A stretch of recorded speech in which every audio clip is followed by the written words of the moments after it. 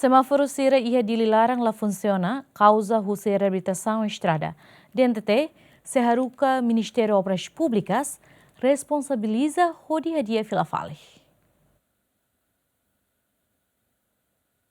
Diretora Nacional Transporte Terrestre, Maria Antônia Hateten, semáforo Sira nebela funciona durante causa husi companhia nebehalo reabilitação ba estrada. Também Direção Nacional Transporte Terrestre, haruka una carta ba Ministério Obras Públicas, atu hadia fali semáforo Sira também heta estraga husi companhia Sira nebehalo reabilitação ba estrada Sira capital dili. Semáforo Sira nebe durante la funciona makanesan, semáforo ia área balidi, Colmera no Catedral. Itare katakloosuni semáforos barak mala funciona lelia balidi nilia no mose catedral nilia ida nene causa husi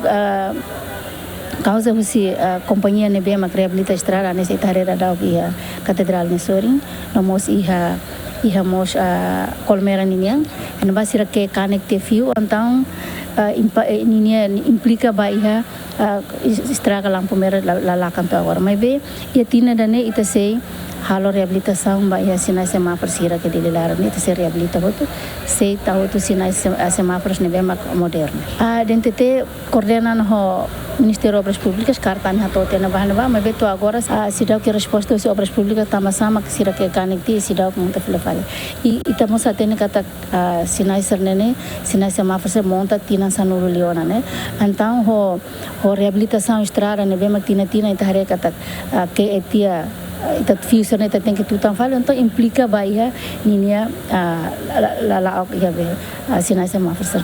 Durante sempre acontece engrafamento e a área balidi Colmera no Catedral e a parte da meio-dia no Loro Craig também semáforo lá funciona.